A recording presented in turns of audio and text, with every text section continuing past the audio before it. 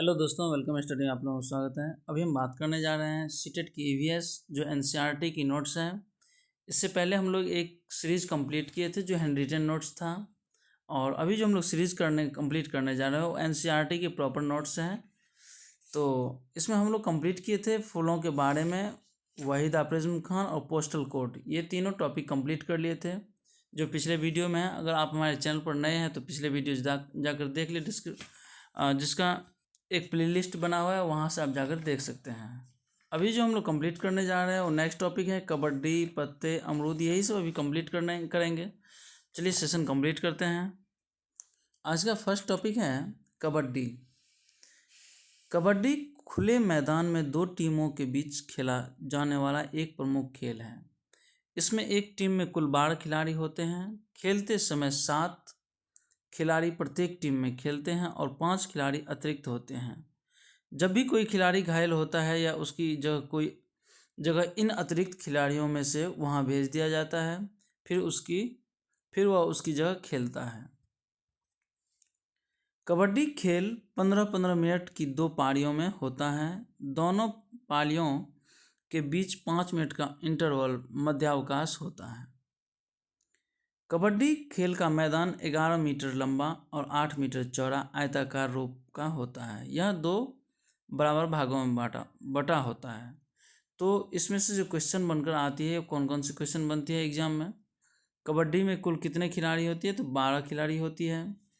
इसमें जो 2 टीम होती है और कितने मिनट की गैपिंग होती है? तो 15-15 मिनट की जो 2 पारियाँ होती है और 5 मिनट की इंटरवल अंतराल होती है।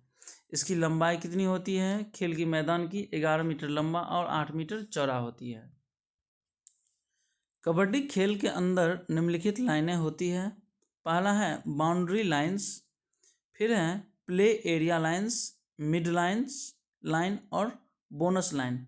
ये जितने भी शब्द हैं वो सभी किस से जुड़ी हुई है? कबड्डी से।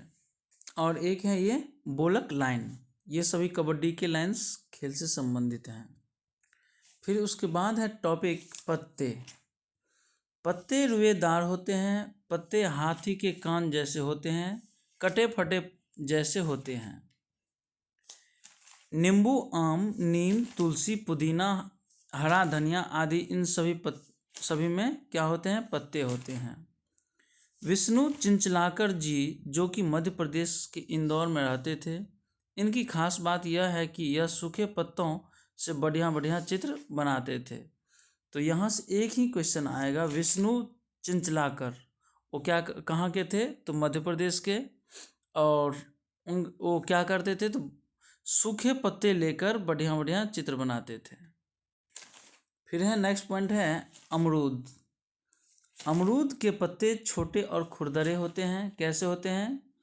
इसके पत्ते छोटे और खुरदरे होते हैं। अमरूद के पेड़ पर फूल लगते हैं। अमरूद के पेड़ पर क्या होता है? पहले फूल आती है, फिर उसमें अमरूद आती है।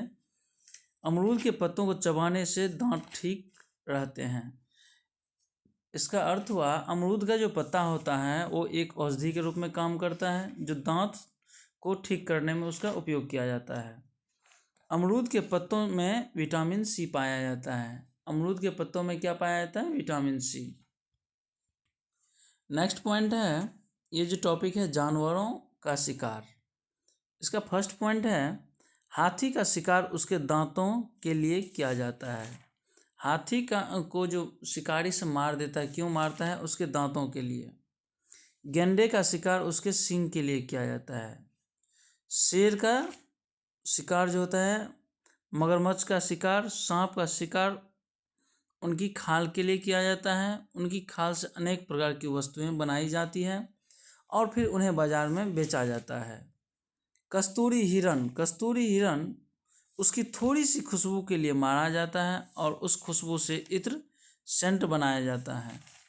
जानवरों को मारने वाले लोगों को क्या कहते हैं? शिकारी।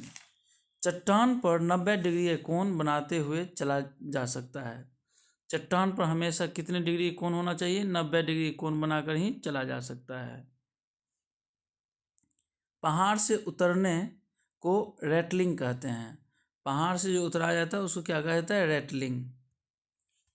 यहाँ हमने विभिन्न प्रकार के जानवरों के बारे में बात की, जो जानवरों का शिकार किस लिए किया जाता है और कौन सी जानवर विशेष रूप से किस के लिए शिकार किया जाता है। तो जैसा एक बार हम फिर रिवीजन कर लेते हैं। हाथी का शिकार होता है दांतों के लिए, गैंडे का शिकार होता है सींग के लिए, शेर का, मगरमच्छ का, सांप का, इन सभी का शिकार होता है खाल के लिए। कस्तूरी हिरण का होती है खुशबू जो होती है उसके सेंट बनाने के लिए, इत्र के लिए उसको उसका शिकार किया जाता है। नेक्स्ट पॉइंट है आम। क्या है? आम। तो हम बात करते हैं इसका नेक्स्ट टॉपिक जो आम है उसका सभी पॉइंट के बारे में। आम के गुद्दे में गुड़ और चीनी मिलाकर आम पापड़, मामिड्री, तांड्रा बनाया जाता है। आम पापड़ जो सुने हैं उसको बनाने के लिए गुड़ और चीनी को मिलाकर बनाया जाता है। किसी भी प्रकार का अचार रखने से पहले वर्तनी को या फिर शीशी को धूप में सुखाया जाता है ताकि शीशी में नमी ना रहे और सारी नमी निकल जाए। अगर शीशी में थोड़ी सी भी नमी रह जाती है तो अचार सड़ जाएगा। ये क्वेश्चन, ये जो पॉइंट है ये अक्सर सीटेट के एग्ज़ाम में ईवीएस सब्जेक्ट से आती है। जो अचार जब हम किसी वर्तनी में रखते हैं तो सबसे पहले उसे क्या करते हैं? धूप में सुखाते हैं। धूप में सुखाने का क्या रीज़न है? जो उसमें किसी भी प्रकार की कोई सा भी नमी ना रहे, क्योंकि नमी रहने से क्या होती है तो अचार सड़ जाती है। अगर आपसे कोई पूछे कि आपको बहुत सारे आम दे दिए जाए तो आप उनको 1 साल तक कैसे खाओगे, तो उसका उत्तर है कि आप आम को अचार बनाकर रख सकते हैं, आम का पापड़ बना सकते हैं, चटनी, टॉफ़ी या फिर रस आदि कई प्रकार की चीज़ें बनाई जाती है या बनाकर रख सकते हैं। तो अभी हम बात कर रहे थे आम के बारे में। तो आम पापड़ एक इम्पोर्टेंट पॉइंट है। तो आम पापड़ बनाया जाता है गुड़ और चीनी मिलाकर। उसके बाद अचार को जो रखते हैं नमी सुखाकर धूप में। फिर है आगे, इसमें 1 साल तक हम आम को कैसे रख सकते हैं या उससे बनी हुई सामग्री को कैसे रख सकते हैं, तो अचार बनाकर, आम पापड़ बनाकर, चटनी या टॉफ़ी बनाकर। नेक्स्ट टॉपिक है ब्रेड। जानते हैं ब्रेड के बारे में। इसका फर्स्ट पॉइंट है, किसी भी ब्रेड या अन्य उत्पादन के पैकेट पर दी गई जानकारी से हमें उस सामान के बनने की तिथि तथा उसके मूल्य का पता चलता है। पैकेट के उस सामान को कब से कब तक इस्तेमाल कर सकते हैं उसमें यह भी लिखा होता है। उसमें इस्तेमाल हुई सामग्री या सामान के वजन के बारे में भी लिखा होता है। इसलिए जागरूक नागरिक बनिए और कुछ भी सामान खरीदने से पहले उसके पैकेट को पढ़िए। हम लोग देखते हैं जब ब्रेड या किसी खाद्य पदार्थ की सामग्री जब लेते हैं जो पैकेट में बंद रहती है तो उस पर एक्सपायरी डेट लिखा रहता है।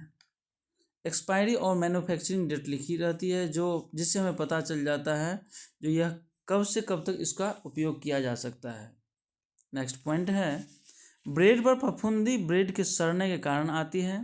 यदि ब्रेड ऐसे ही रहा और हवा के संपर्क में रहा तो ब्रेड खराब हो सकता है, उसमें फफूंदी लग सकती है। हवा में फफूंदी जीवाणु के तैरते रहते हैं जो हवा के साथ ब्रेड पर आ जाते हैं। ब्रेड आधा खराब हो जाए तो उसे तोड़कर ना खाए क्योंकि वह पूरा ब्रेड ही खराब हो चुका है। ये तीसरी या चौथी क्लास कक्षा के ईवीएस के एनसीईआरटी के बुक में दिया हुआ है ब्रेड के बारे में। तो ब्रेड के बारे में हम लोग दूसरे पॉइंट से ये जाने हैं, जो ब्रेड नमी के कारण ये क्या होता है, इस पर फफूंदी लग जाती है और यह ब्रेड खराब हो जाती है या एक्सपायरी डेट की वजह से भी वो खराब हो जाती है। अब हम आगे बात करते हैं एनसीएफ 2005। नेक्स्ट कक्षा में हम बात करेंगे ये जितने भी पॉइंट हैं एनसीएफ 2005 के बारे में या इससे जितने भी है उसके बारे में हम नेक्स्ट क्लास में बात करेंगे।